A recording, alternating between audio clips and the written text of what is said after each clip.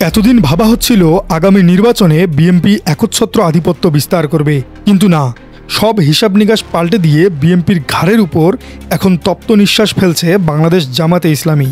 মার্কিন যুক্তরাষ্ট্রের Republican party ঘনিষ্ঠ প্রতিষ্ঠান IRI এর সদ্য প্রকাশিত জরিপ রাজনীতিতে রীতিমতো ভূমিকম্প ঘটিয়ে দিয়েছে।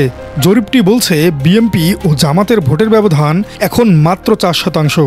সবচেয়ে চমকপ্রদ তথ্য হল 5 আগস্টের পর থেকে জামাতের ভোট ব্যাংক রকেট গতিতে বাড়ছে, আর যারা এখনও সিদ্ধান্ত নেননি কাকে ভোট দিবেন, সেই নীরব ভোটারদের প্রথম পছন্দ বিএনপি নয় বরং জামাতে ইসলামী। কেন এই বিশাল পরিবর্তন?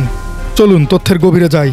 নির্বাচন কমিশনের তফসিল ঘোষণার ঠিক আগে আগে ন্যাশনাল সার্ভে অব বাংলাদেশ এই ফলটি প্রকাশ করে। সারা দেশের 63টি জেলা থেকে প্রায় 5000 ভোটারের উপর এই জরিপ চালানো হয়। ফলাফল কি বলছে?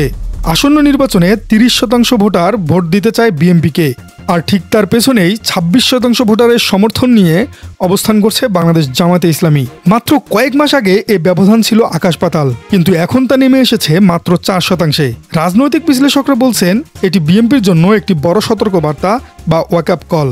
এখন প্রশ্ন হলো, জামাতের এই হঠাৎ উত্থান কেন?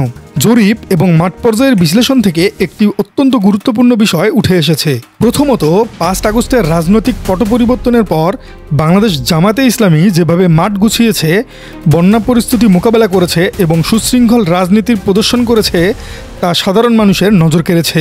জরিপ বলছে 5 আগস্টের পর থেকে জামাতের ভোট ব্যাংক ক্রমাগত বাড়ছেই, এবং সবচেয়ে গুরুত্বপূর্ণ পয়েন্ট হলো দোদুল্যমান বা ফ্লোটিং ভোটার। দেশের একটি বিশাল সংখ্যক মানুষ এখনও ঠিক করেনি তারা কাকে ভোট দিবেন।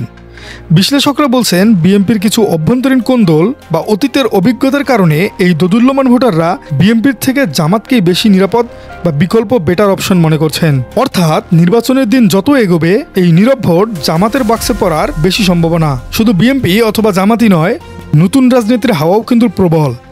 জুলাই অভ্যুত্থানের পর গঠিত জাতীয় নাগরিক পার্টি বা এনসিপি এই অল্প সময়েই 6% জনসমর্থন আদায় করে নিয়েছে, যা জাতীয় পার্টির 5%-এর চেয়েও বেশি।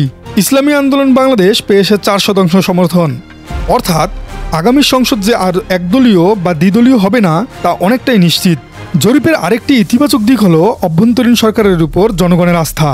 অংশ নেওয়া 69% মানুষ প্রধান উপদেষ্টা ডক্টর মোহাম্মদ ইউনূসের উপর সমর্থন দিয়েছেন। 70% মানুষ সরকারের কাজে সন্তুষ্ট।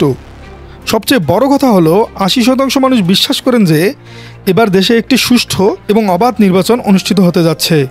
দর্শক, IRI এর এই জরিপ যদি বাস্তবে প্রতিফলিত হয়, তবে আগামী নির্বাচন হতে যাচ্ছে বাংলাদেশের ইতিহাসে অন্যতম প্রতিদ্বন্দ্বিতাপূর্ণ একটি নির্বাচন। বিএনপি কি তাদের শীর্ষস্থান ধরে রাখতে পারবে, নাকি 5 আগস্টের পরবর্তী ইমেজ কাজে লাগিয়ে জামাত বা নতুন কোনো জোট ক্ষমতায় চাবিকাঠি হাতে নিবে? রাজনীতির মাঠের এই উত্তাপ আমরা নজরে রাখছি।